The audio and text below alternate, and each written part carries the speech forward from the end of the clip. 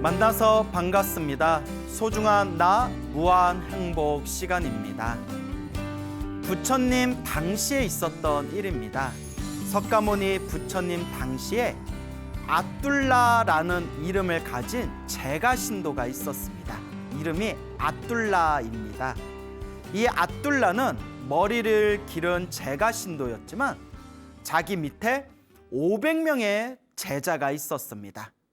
하루는 아뚤라가 500명의 제자들과 함께 법문을 듣기 위해서 그 당시 굉장히 수행이 깊은 아주 청정하신 아라한 존재이신 레와따 스님을 찾아뵙게 됩니다. 레와따 스님께 500명의 제자와 함께 찾아간 아뚤라는 레와따 스님에게 공손하게 절 3배를 올리고 무릎을 꿇고 정중하게 법문을 청했습니다. 네, 레와따 스님은 깊은 내면의 명상을 통해서 모든 번뇌가 소멸하신 아라한이셨지만 평소에 법문하기를 좋아하지 않으셨다고 합니다. 굉장히 성격이 내향적이셨는지 홀로 묵묵하게 당신의 마음을 닦는 것을 좋아하셨지 사람들에게 법문하는 것을 즐기지 않으셨다고 합니다. 그래서 레와따 스님은 아무 말도 하지 않고 가만히 침묵을 지킨 채 가만히 앉아 계셨다고 합니다. 그 모습을 보고 아뚤라는 마음에서 화가 납니다. 아니, 우리들이 이렇게 일부러 찾아와서 인사를 드리고 법문을 청했는데 왜 한마디도 안 하시는가? 이래도 되겠는가? 하고 마음으로 굉장히 화가 났습니다. 그래서 아뚤라는 이제 500명의 제자들과 함께 다른 스님을 찾아뵙게 됩니다. 그래서 두 번째 찾아뵌 스님이 바로 부처님 10대 제자 중에서 지혜 제일이라고 불리웠던 사리불 스님을 찾아뵙게 됩니다. 그래서 사리불 스님에게 절 3배를 올리고 공손하게 사리불 스님께 법문을 청합니다. 사리불 스님께서 질문을 합니다. 아뚤라요, 그대는 법문을 듣고 오지 않았는가? 그런데 왜 다시 법문을 청하는가? 그때 아뚤라가 이와 같이 대답합니다.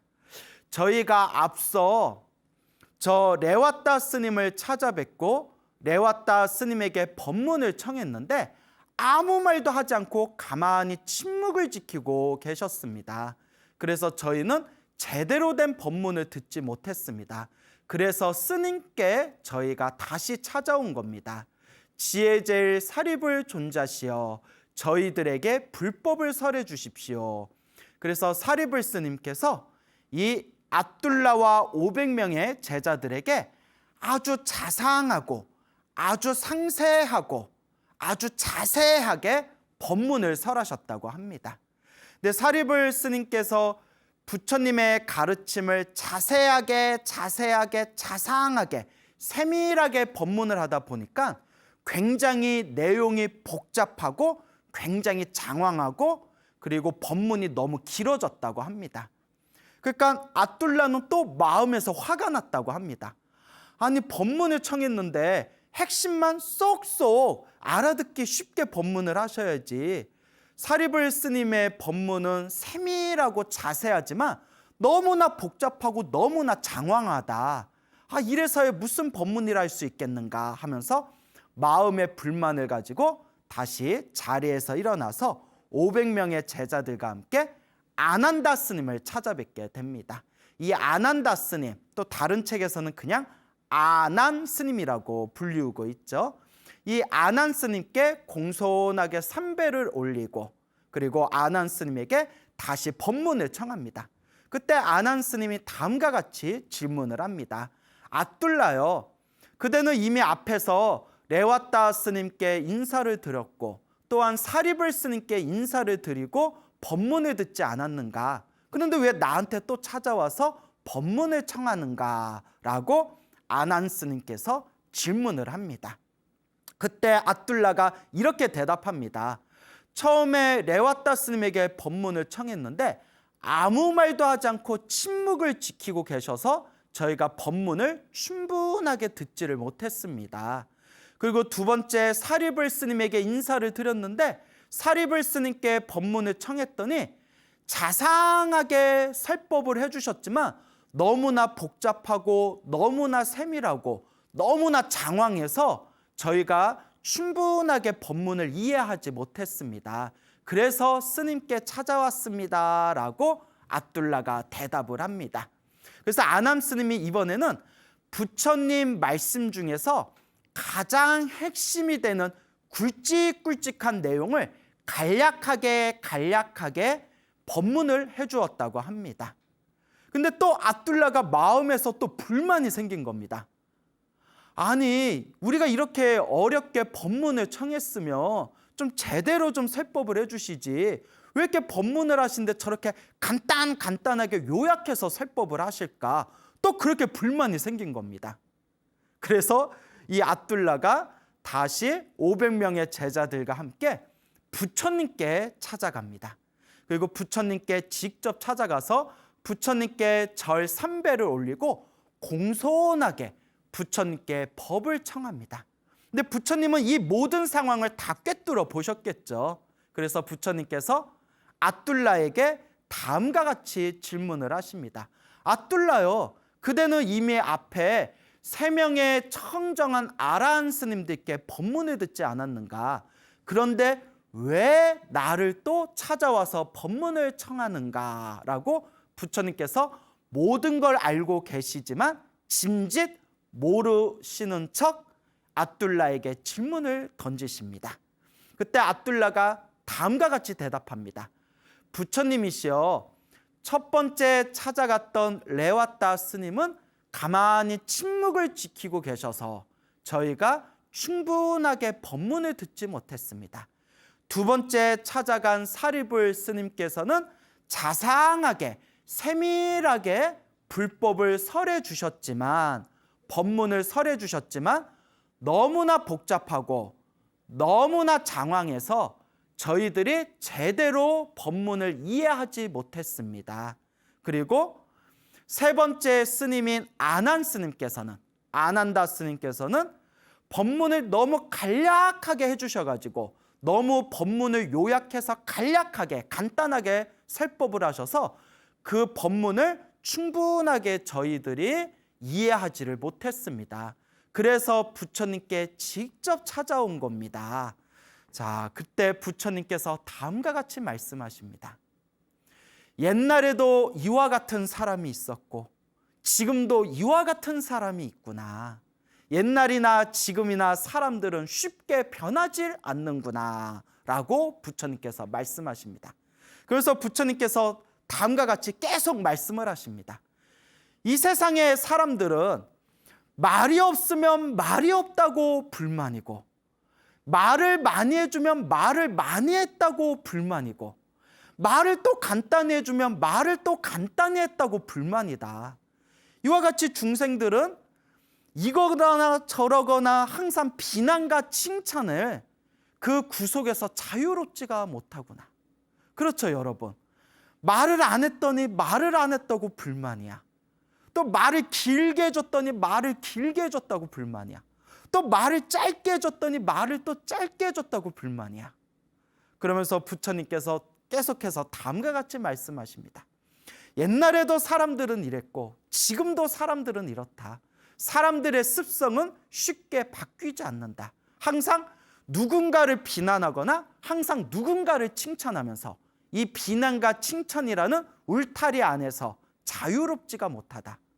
사람들은 해와 달과 땅을 보면서 칭찬하는 사람도 있고 해와 달과 땅을 보면서 비난하고 불만을 토로하는 사람들이 있다. 심지어는 모든 중생들을 제도하기 위해서 법을 설하는 부처님에게조차도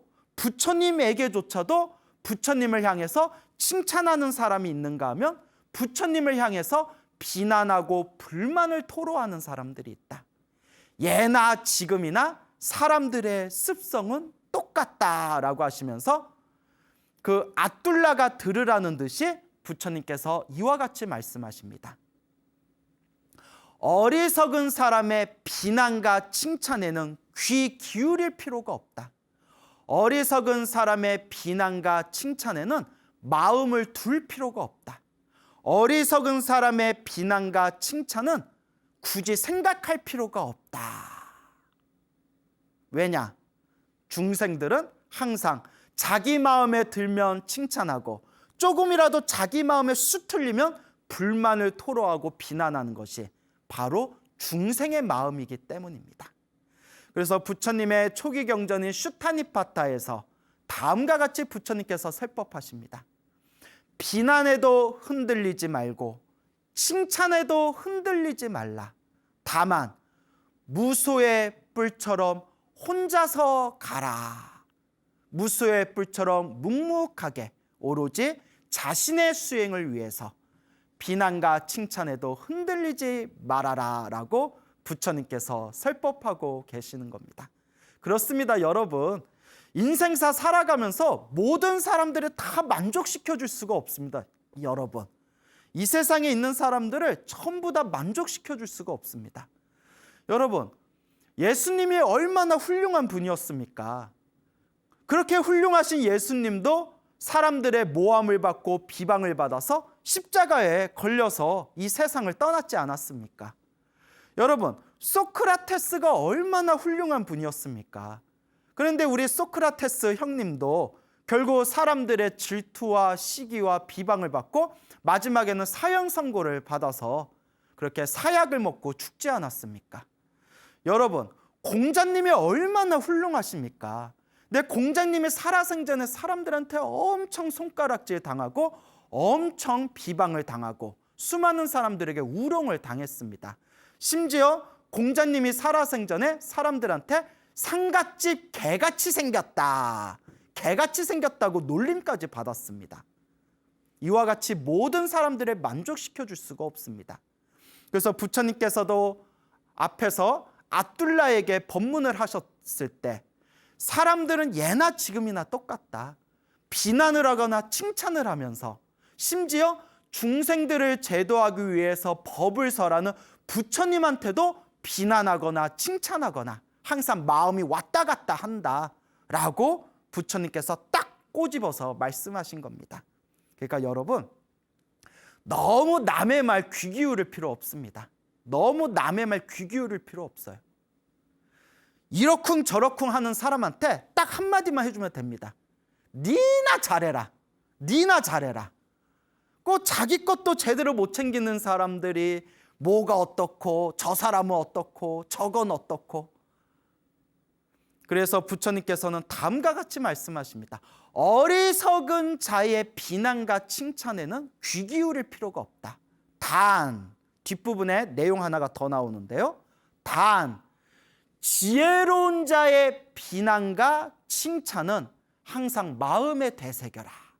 지혜로운 분이 말씀하시는 그 말씀은 마음에 되새겨라. 하지만 지혜롭지 못한 어리석은 자의 비난과 어리석은 자의 칭찬은 귀 기울일 필요가 없다.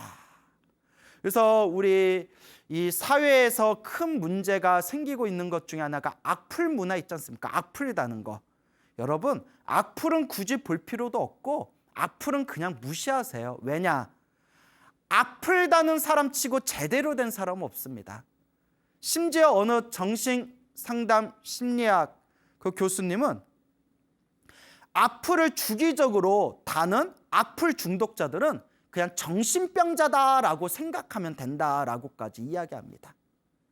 정신이 제대로 박힌 사람이라면 누군가에 대해서 그렇게 험한 말을 쏟아내거나 누군가의 부모님에 대해서 험한 말을 하거나 누군가를 그렇게 모욕적으로 깎아내리는 짓을 하지는 않겠죠. 어리석은 자들의 말은 귀 기울일 필요가 없습니다. 오히려 저는 그런 분들을 보면 너무나 안타깝습니다. 왜냐? 악플을 다는 사람도 누군가에 대해서 옳지 못한 비방과 비난을 하는 그 사람도 언젠가는 그 업을, 그 무서운 업보를 자기가 받을 수밖에 없기 때문입니다. 하지만 사람들은 모르죠. 내가 지은 업을 내가 받는다라는 걸 100% 확신한다면 이 세상 사람들은 다들 착하게 살겠죠. 하지만 모릅니다. 사람들은 너무나 어리석고 사람들은 법례와 망상이 많기 때문에 사람들은 이 인과의 법칙, 이 인연법의 법칙에 대해서 바르게 믿고 바르게 이해하지를 못하고 있습니다. 그래서 나쁜 짓도 이 나쁜 짓이 언젠가 나한테 불행으로 다가올 것이라는 것을 모르고 지금 자신의 욕망과 자신의 탐욕과 자신의 성냄 어리석음에 인해서 몸과 말과 생각으로 끊임없이 악업을 짓고 있습니다. 그래서 올바르게 부처님의 가르침을 닦는 불자님들은 당연히 안 하시겠지만, 당연히 안 하셔서 걱정도 없지만 절대 남에 대해서 악플도 달지 마시고 남에 대해서 나쁜 말은 하지 마십시오. 남에 대해서 건전한 비판은 할 수 있어도 남에게 욕설을 한다거나 남의 가슴에 못이 박히는 그런 언행을 한다거나 다른 사람의 그 정확하게 증거가 없는 이야기를 지어내서 사람들에게 퍼뜨려서는 안 됩니다. 만약 그와 같이 입으로 무서운 업보를 짓는다면 나중에 그 무서운 업보를 자기 자신이 받을 수밖에 없습니다. 그래서 우리 불교 TV를 보고 계시는 우리 불자님들은 당연히 입으로 짓는 업을 조심하실 것이고 다른 사람들에 대해서 악플 같은 것을 달지 않으시겠지만 한편으로 이런 생각을 해봅니다. 정말 이런 내용, 이와 같은 부처님의 가르침을 배워야 되는 업장이 많은 중생들은 오히려 불교 TV를 보지 않고 열심히 수행하고 성근이 있고 복이 있는 사람들만 불교 TV를 보고 있으니 정말 이 중생 세상은 너무나 아이러니하고 너무나 모순이 가득하구나라는 그런 생각이 듭니다. 이와 같이 부처님께서 압둘라에게 따끔하게 말씀을 하신 겁니다. 말을 안 하면 말을 안 한다고 비난하고 자세하게 말을 해주면 자세하게 말을 해준다고 비난하고 짧게 말하면 짧게 말한다고 비난하고 예나 지금이나 중생들은 똑같구나. 어리석은 자들의 말은 귀 기울일 필요가 없도다. 저도 사람들에게 많이 강의를 하고 또 제가 사찰에서 불교대학 등을 운영해 보면서 이러한 상황들을 제가 뼈저리게 많이 느낍니다. 이 많은 스님들이 신도들 앞에서 이제 강의를 하실 때 뒤에서 이제 이런저런 이야기들이 들리지 않습니까? 그러면 스님이 자세하게 꼼꼼하게 가르쳐주면 너무 신도들이 굳이 알 필요 없는 내용까지 너무 자세하게 이야기한다. 이렇게 또 이야기하신 분이 있고 또 신도분들이 꼭 알아야 되는 부분만 굵직굵직하게 핵심만 요약해서 설명하면 우리가 일부러 시간 내가지고 강의 듣고 법문 듣고 있는데 너무 자세하게 이야기해 주지 않고 수박 겉핥기식으로 그냥 넘어간다. 또 이렇게 이야기하는 분이 있고 또 신도들한테 부처님의 가르침을 학문적으로 깊이 가르쳐주면 너무 어려워서 못 듣겠다. 부처님 가르침을 쉽게 설명하고 전달해야지 왜 저렇게 어렵게 설명하냐. 또 이렇게 불만을 이야기하고 또 신도들한테 쉽게 재미난 이야기 위주로 전달해 드리면 저 스님 법문은 너무 가볍고 실없다. 우리 수준을 너무 낮게 보나? 저 스님은 평생 공부하신 분이 왜 저렇게 수준 낮은 법문만 하지? 이렇게 또 불만을 이야기합니다. 아니 어쩌라고. 여러분, 이거 어떻게 해야 되겠습니까? 이미 이런 상황이 2600년 전에도 있었나 봅니다. 법문을 안 하시면 법문을 안 한다고 불만이고 사리불 스님처럼 자상하게 세밀하게 법문을 해주면 너무 길다고 툴툴거리고 안한 스님처럼 부처님의 가르침을 간략하게 설명을 해주면 또 너무 간단하다고 또 불만을 토로합니다. 이게 바로 중생의 습성입니다. 불교를 공부하시는 불자님들은 먼저 내 마음부터 닦아야 됩니다. 스님들 중에서도 화술이 아주 뛰어나신 분도 있고 스님들 중에서도 조금 화술이 부족하신 분들이 있는 것도 사실입니다. 어떤 스님은 굉장히 재밌고 발랄하게 강의하시는 분도 있고 또 어떤 스님께서는 묵직하고 무겁고 장중하게 또 법문하시는 분도 있습니다. 각자의 인연이 있고 각자의 특징이 있는 겁니다. 다만 나와 인연이 있는 법문, 나와 성향이 비슷한 그런 스님의 법문을 찾아서 들으시면 됩니다.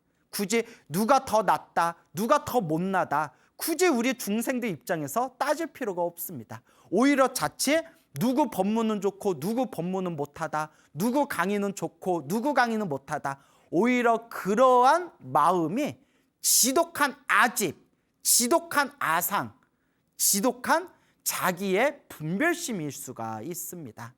단 여러분들에게 꼭 당부드리고 싶은 것은 어느 스님의 법문을 듣건 어느 스님의 강의를 듣건 제가 꼭 당부드리고 싶은 것은 반드시 부처님의 경전에 근거를 두고 법문하고 강의하시는 분들의 가르침을 가까이 하라 말씀드리고 싶습니다. 지금은 말법 시대입니다. 부처님의 경전에도 말법 시대에 대해서 이미 예언을 해놓았지만 부처님의 법이 점점 쇠퇴하는 시대가 이 말법 시대입니다. 그리고 말법 시대의 특징 중에 하나가 우리 중생들의 믿음도 약해지고 중생들의 지혜도 점점 흐리멍텅해지지만 이 말법 시대의 가장 큰 문제가 가짜 수행자, 가짜 도인들이 많이 나타난다고 합니다. 가짜 도인들이 나타나서 가짜 가르침으로 사람들을 현혹시킨다고 합니다. 이게 바로 말법 시대의 한계입니다. 그러면 이러한 말법 시대에 우리 올바른 마음가짐을 가진 불자님들이 흔들리지 않고 우리 올바른 마음을 가진 불자님들이 올바른 견해로서 바른 길을 가고자 한다면 가장 중요한 핵심이 무엇일까요? 바로 부처님의 말씀을 의지해야 됩니다. 부처님의 말씀을 근거로 삼아야 됩니다. 부처님의 말씀을 모아놓은 경전으로서 근거를 삼고 경전을 의지해서 수행해야 됩니다. 그래서 부처님께서도 열반에 드시기 전에 안한 스님에게 부처님께서 간곡하게 권유하고 설법하시기를 사람에 의지하지 말고 법에 의지해라. 사람에 의지하지 말고 가르침에 의지해라 라고 부처님께서 간곡하게 말씀하신 겁니다. 그래서 우리 바른 마음으로 바른 길을 걷고자 하는 우리 불자님들께서는 요 광우 스님 말조차도 믿지 말고, 이건 진심입니다, 여러분. 광우 스님 말조차도 믿지 말고 오로지 부처님의 말씀, 부처님의 경전을 의지하고 수행하는 불자가 되셨으면 좋겠습니다. 그래서 항상 부처님의 가르침을 공부하고 부처님의 말씀을 근거로 삼으면서 이 마음 공부를 잘 닦아 나아가신다면 반드시 여러분들의 마음 창고에 복과 선업과 공덕이 무럭무럭 자라나게 될 것입니다. 이 신도들도 스님들의 법문을 들을 때 각자 자기의 인연법이 있습니다, 여러분. 예를 들어서 누구는 광우 스님의 법문이 별로 대단한 것 같지도 않고 재미도 없는데, 어떤 분은 스님, 저는 수많은 스님들 법문을 들어봤지만 광우 스님 법문이 가장 마음에 와닿았어요. 너무나 고맙고 감사합니다 라는 분들도 계실 것이고, 어떤 분에게는 요 광우 스님의 소나무 법문이 세상에서 제일 재밌는 법문이고 강의인 것처럼 느껴지겠지만, 또 어떤 불자의 눈에서 봤을 때는 광우 스님 소나무가 워낙 유명하다고 해서 찾아봤더니 순 기복신앙만 얘기하고 되게 수준이 좀 떨어지는 법문만 하는구나, 이렇게 생각하시는 분들도 계실 겁니다. 근데 아무 상관없습니다. 왜냐? 부처님께서도 중생들에게 중생들 수준에 맞춰서 법을 설하셨고, 또한 중생들도 불자들도 이 스님의 가르침, 부처님의 가르침을 받들면서 나아갈 때 각자 자기들이 처한 업력에 의해서, 각자 타고난 자기들의 성향에 의해서 자기들한테 맞는 법문이 다 따로 있기 때문입니다. 그래서 여러분들에게 재미난 이야기를 하나 들려드릴까 합니다. 부처님 당시에 어느 왕이 있었습니다. 그리고 이 왕에게 왕비가 있었습니다. 왕은 굉장히 불심이 깊었습니다. 아주 불심이 깊었는데 이 왕비는 불심이 깊지를 못했습니다. 그래서 왕은 항상 왕비에게 부처님 가르침과 인연을 맺게 해주고 나의 사랑하는 왕비가 불심이 무럭무럭 자라서 부처님의 가르침에 귀의해서 마음 공부를 좀 잘했으면 좋겠다라는 그런 원력을 왕이 가지고 있었습니다. 왕은 자신의 사랑하는 아내인 왕비가 불자가 되기를 바랬고 큰 불심을 갖기를 바랬던 것이죠. 그래서 왕은 꾀를 내었습니다. 매일매일마다 성 안에 있는 500명의 스님들을 모시고 500명의 스님들에게 공양을 올린 뒤에 매일매일 점심 공양을 올린 뒤에 공양을 마치고 난 뒤 스님들 한 분 한 분께 매일매일 왕비와 함께 법문을 듣기로 꾀를 내었습니다. 우리 성 안에 500명의 스님들을 궁전으로 초대해서 매일매일 사시공양을 올리고 점심공양을 올리고 공양을 마치고 난 뒤에 왕비와 함께 매일매일 500명의 스님들께 한 분 한 분 법문을 듣다 보면 우리 왕비도 마음의 지혜가 열릴 것이다. 그리고 불심이 아주 큰 불심을 가진 불자가 될 것이다 라고 꾀를 내었던 거죠. 그래서 500명의 스님들, 500명의 비구 스님들을 궁전으로 모시고 매일매일 점심공양을 올립니다. 그리고 공양을 다 마치고 난 뒤에 500명의 스님들 중에서 큰 스님 순서대로 이제 500명의 스님들 중에서 가장 덕이 높고 가장 먼저 출가하신 큰 스님들 순서로 매일매일 법문을 들었습니다. 왕은 이제 왕비와 함께 법문을 듣게 됐는데 큰 스님들이 법문을 하고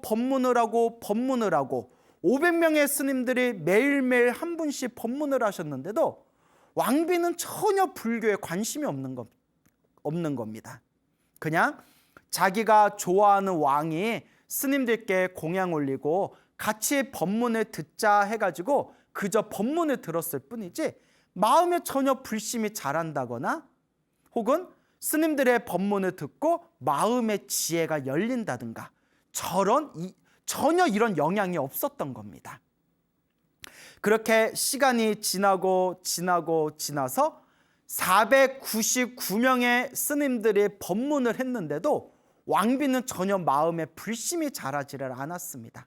그때 마지막 500번째 스님이 계셨는데 마지막 500번째 스님이 가장 나이가 어리고 가장 나이가 젊은 출가한 지 얼마 안 된 초보 스님이었습니다. 그래서 왕은 끝났구나. 500명의 스님들에게 매일매일 공양을 올리고 매일매일 법문을 들었는데도 저렇게 큰 스님들의 훌륭한 법문을 들었는데도 우리 왕비가 마음이 열리지를 않았는데 저 나이 어리고 젊은 스님이 법문을 한다고 한들 우리 왕비가 과연 마음이 열리겠느냐, 과연 불심이 자라나겠느냐라고 왕이 시리에 빠집니다. 어쨌거나 계획대로 이제 500분의 스님들을 모시고 공양을 올린 뒤에 마지막 500번째 가장 나이가 어리고 가장 젊은 이 초보 비구 스님에게 법문을 청합니다. 그때 이 나이 어린 젊은 스님이 딱 몇 마디 법문을 하자마자 왕비가 그 자리에서 마음이 환해지면서 그 자리에서 깨달음을 얻었다고 합니다. 왕도 기쁘고 왕비도 기뻐하고 왕비가 왕이시여 제가 이렇게 훌륭한 부처님의 가르침을 아직까지 이해하지 못하다가 이제야 마음에 와닿았습니다. 부처님의 이 위대한 가르침을 만나게 해주셔서 왕이시여 너무나 고맙습니다 하고 이 왕비의 마음에 엄청난 불심이 자라나게 되었고 마음에 깨달음을 얻게 됩니다. 그러니까 큰 스님들도 다들 놀란 거예요. 큰 스님들조차도 아니 우리같이 수십 년을 수행하고 수십 년을 공부한 우리들도 아무리 법문해도 저 왕비의 마음을 열게끔 하지 못했는데 저 출가한 지 얼마 안 된 저 나이 어린 스님은 도대체 어떤 재주가 있길래 저 왕비의 마음을 저렇게 활짝 불심이 열리게끔 만든 것인가. 그러니까 이 큰 스님들이 그 젊은 스님 법문한 걸 들어봐도 별 내용이 없었거든요. 희한하다, 희한하다. 그래서 500명의 스님들이 부처님께 가서 그날 있었던 자초지종을 모두 다 설명을 합니다. 그리고 부처님께 다음과 같이 부처님께 여쭈어 봅니다.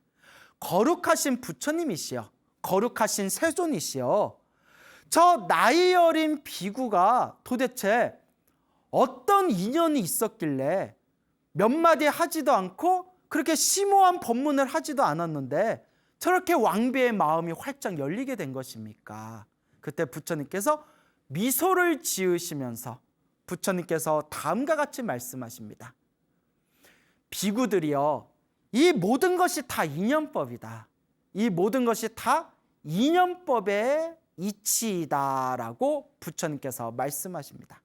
그리고 부처님께서 머나먼 과거 전생 이야기를 하십니다. 석가모니 부처님 이전에 다른 부처님 시대 때, 또 다른 부처님의 시대였던 수많은 과거 전생에 아주 사이가 좋은 남매가 있었다고 합니다. 아주 사이가 좋은 오빠와 여동생이 있었는데 이 오빠와 여동생은 항상 스님들께 공양 올리는 것을 매일매일 즐겨하고, 그리고 항상 스님들께 공양 올리면서 복 짓는 것을 굉장히 좋아했다고 합니다. 어느 날 이 오빠가 스님들께 공양을 올리고 난 뒤에 공양을 마치고 나서 스님들 법문을 듣다가 마음에 확 와닿는 게 있었습니다. 그래서 마음에 무언가 큰 것을 느낀 이 오빠가 여동생에게 다음과 같이 말합니다. 동생아, 동생아, 내가 스님들께 법문을 듣고 나서 마음에 내가 크게 느낀 바가 있었다. 나는 이제 머리를 깎고 출가해서 스님이 되고자 한다. 나는 머리를 깎고 출가해서 스님이 되어 이 깨달음을 구할 테니 동생아, 너는 이 속가에서라도 꿋꿋하게 열심히 잘 살아야 된다라고 동생에게 이제 이별의 이야기를 하게 됩니다. 그때 여동생이 슬퍼하면서 이제 출가하겠다는 오빠에게 다음과 같이 이야기합니다. 오라버니께서 출가하지 않고 저와 함께 집에서 살면서 알콩달콩 서로 남매 우애를 즐기면서 살아간다면 저는 더 기쁘겠지만 오라버니께서 큰 뜻을 품고 출가하시겠다는데 제가 어찌 잡을 수 있겠습니까? 오라버니, 대신 제가 한 가지 청이 있습니다. 언젠가 오라버니께서 큰 깨달음을 얻게 되시면 절대 잊지 마시고 저를 꼭 제도해 주시기 바랍니다. 저를 깨달음의 길로 이끌어 주시길 바랍니다. 오라버니, 꼭 저를 잊지 말아주세요 라고 오빠에게 부탁을 합니다. 자, 이제 눈치 빠른 분들은 이제 느낌이 확 오셨죠? 이와 같은 인연으로 그때 여동생은 이번 생에 왕비로 태어나게 됩니다. 왜냐? 과거 전생에서부터 항상 스님들께 공양을 올리면서, 항상 부처님과 스님들께 공양을 올리면서 복을 많이 지은 그 공덕의 힘으로, 복을 많이 지은 그 선업의 힘으로 이번 생에 아무 물질적으로 아무런 부족함이 없고 큰 권세와 영화를 누리는 왕비로 태어나게 됩니다. 단, 이거 여러분들 아주 중요한 겁니다. 잘 들으셔야 됩니다. 단, 스님들께 공양 올리고 복 짓는 것만 좋아했지 지혜를 닦지 않아가지고 법문을 듣거나 마음을 수행하거나 지혜를 닦지 않았기 때문에 왕비로 태어나는 복은 있었지만 어리석음의 힘이 강했다고 합니다. 정말 묘하지 않습니까? 이게 바로 인연법입니다.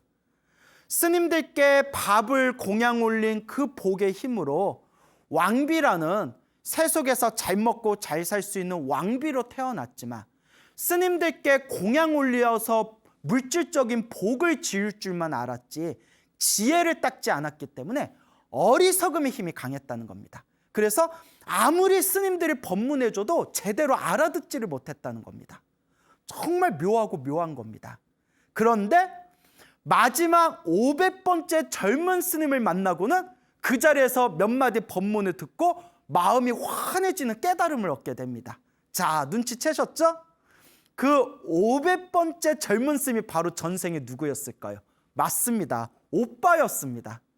그때 이 여동생이 오빠가 출가할 때 오라버니 언젠가 오라버니가 깨달음을 얻으시면 저를 잊지 말고 꼭 저를 제도해 주십시오. 그때 오라버니가 그래 약속한다. 내가 꼭 너를 제도하겠다라는 머나먼 과거 전생의 그 인연법 때문에 앞에 499번째까지의 큰 스님들 법문을 들어도 마음에 깨달음을 얻지 못했지만 누구 법문을 듣고 전생에 저를 제도해 주십시오라고 약속했던 전생의 오빠였던 이번 생 나이 어린 그 스님의 법문을 몇 마디 듣고는 마음이 활짝 열리게 되었던 겁니다. 부처님께서 이와 같은 묘하고 미묘한 인연법의 이치를 설하시고 묘하고 미묘한 이와 같은 인연법의 가르침을 설하시면서 다음과 같이 말씀하십니다. 만남과 헤어짐이 모두 다 인연이고 일어나고 사라짐이 모든 것이 다 인연이고 스승과 제자로 만나는 것도 모든 것이 다 인연법이다. 그래서 결론은 여러분 항상 좋은 인연을 지으셔야 됩니다. 항상 좋은 인연을 여러분들이 맺으셔야 됩니다. 이 여동생이었던 왕비와 오빠였던 그 젊은 스님이 머나먼 과거 전생의 우애가 좋았고 오라버니 스님이 되시거든 깨달음을 얻어 저를 제도해 주십시오라는 좋은 인연의 약속을 했기 때문에 이번 생에 이와 같이 좋은 스승과 제자의 인연으로 만날 수 있었던 겁니다. 근데 여러분 말을 살짝 비틀어서 만약에 오빠하고 여동생하고 사이가 엄청 안 좋아요. 야 얼굴도 못생긴 게 왜 이렇게 오빠 말을 안 들어? 허이고 지는 잘생겼나? 어디서 삿대질이야? 뭐 이러면서 서로 이제 싸우는 관계였는데 만약에 오빠가 머리를 깎고 출가한다. 동생아 나 머리 깎고 출가할 거니까 제발 정신 차리고 잘 좀 살아라. 너 그따구로 살아서 어디 시집이나 가겠냐? 오빠가 이렇게 악담을 했는데 근데 여동생이 어이구 네가 머리 깎고 출가해서 스님 돼봤자 얼마나 수행 잘 되나 보자. 너 스님 되어서 출가해서 수행할 때마다 내가 네 앞에 나타나서 너 수행 못하게 내가 아주 못살게 굴 거다. 이렇게 서로 악담을 지어서 나쁜 인연을 맺었다고 해봅시다. 이번 생에 여동생이 여자로 태어나고 그 오빠가 스님으로 태어났을 때 서로 우연이라도 길 가다 마주쳤으면 좋은 업으로서 펼쳐졌을까요? 나쁜 인연이 되어 나쁜 업으로 펼쳐졌을까요? 정말 알래야 알 수 없는 게 바로 인연법의 이치입니다. 그래서 여러분 어쩌면 여러분들을 지금 가장 여러분들을 기쁘고 행복하게 해주는 사람이 어쩌면 여러분들 머나먼 과거 전생에 좋은 인연, 좋은 씨앗을 심었기 때문에 지금 만난 은혜로운 존재일 수가 있습니다. 만약에 지금 여러분 옆에서 속을 박박 끓고 여러분을 힘들고 괴롭고 답답하게 하는 그런 사람이 있다면 여러분들이 머나먼 과거 전생에 지었던 여러분들이 심어놓은 나쁜 인연의 씨앗일 수가 있습니다. 정말 이 부처님의 인연법은 중생의 생각으로는 다 헤아릴 수가 없습니다. 그러면 여러분 지금 이 순간에는 우리는 과연 어떤 인연을 지어야 될까요? 여러분들은 지금 이 순간 좋은 인연을 짓고 계시나요? 나쁜 인연을 짓고 계시나요? 여러분들은 지금 이 순간 말로 구업으로 혹시 다른 사람들을 괴롭히거나 힘들게 하거나 상처 주고 있지는 않습니까? 혹은 여러분들 몸으로써 온갖 나쁜 업을 지으면서 다른 사람들을 힘들고 괴롭고 답답하게 만들지는 않습니까? 여러분 꼭 명심하셔야 됩니다. 좋은 업도 나쁜 업도 다 내가 지은 인연법입니다. 그래서 부처님께서는 비난해도 칭찬해도 흔들리지 말아라 라고 설법하셨습니다. 여러분들이 수많은 사람들에게 비난을 받는다면 그 수많은 사람들에게 듣는 그 비난도 사실 내가 지은 인연법입니다. 내가 수많은 사람들에게 칭찬을 받는다면 수많은 사람들에게 사랑받고 칭찬받는 그것도 결국 내가 지은 인연법입니다. 다만 부처님께서는 비난도 집착하지 말고 칭찬에도 집착하지 말고 어리석은 자의 비난과 칭찬에는 귀 기울일 필요도 없이 오로지 묵묵하게 자신만의 수행의 길을 가라고 부처님께서 누누이 말씀하셨습니다. 이런 이야기를 하다 보니까 저는 전생에 복을 많이 지었나 봅니다. 정말 지금 이 순간에도 수많은 불자님들에게 정말 제가 분에 넘쳐서 다 갚지도 못할 사랑과 존경과 애정을 받고 있습니다. 수많은 사람들에게 많은 칭찬을 받고 있습니다. 물론 뒤에서 좀 안 좋은 소리도 들립니다. 뭐 광우 그놈이 뭐가 잘났다고 저렇게 뭐 이런 소리도 가끔 들리기는 합니다. 하지만 저를 아껴주시고 사랑해주시는 분들이 있어서 제가 더 힘이 나는 것 같습니다. 하지만 이것에 속아서는 안 됩니다. 사람 마음이라는 것은 항상 바람에 부는 갈대와 같습니다. 오히려 그 칭찬에 익숙해지고 사람들의 애정과 사랑에 익숙해지게 되면 저도 모르게 광우 스님의 마음 안에 교만심과 자만심이 생기게 될 겁니다. 오히려 사람들의 칭찬을 받고 교만심과 자만심이 생기는 그것 자체가 저를 오히려 좋지 못한 불행의 세계로 이끄는 업보가 되겠죠.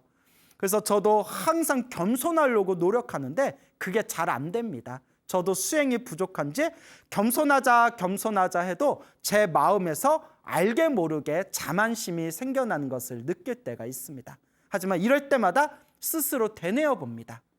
사람들의 비난에도 집착하지 말고 사람들의 칭찬에도 집착하지 말자. 오직 지금 이 순간 복과 선업과 공덕을 쌓으면서 묵묵히 수행의 길을 걷자라고 항상 되뇌이고 있습니다. 많이 부족하지만 항상 그렇게 되새기고 있습니다. 여러분, 누군가 여러분들을 욕했다 하더라도 너무 귀 기울이지 마세요. 누군가 여러분들에게 막 잘났다 칭찬하더라도 절대 그것에 속아 넘어가지 마세요. 비난에도 칭찬에도 흔들림 없는 무소의 뿔과 같이 웹불소의 뿔과 같이 묵묵하게 자신의 수행의 길을 묵묵하게 꾸준히 닦아 나아가시기 바랍니다. 여러분, 행복해지고 싶습니까? 행복한 삶을 창조하고 싶습니까? 복을 지으십시오. 선업을 지으십시오. 공덕을 쌓으십시오. 복과 선업과 공덕의 힘이 여러분들을 진정한 행복의 길로 이끌어 줄 것입니다. 여러분, 성불하십시오.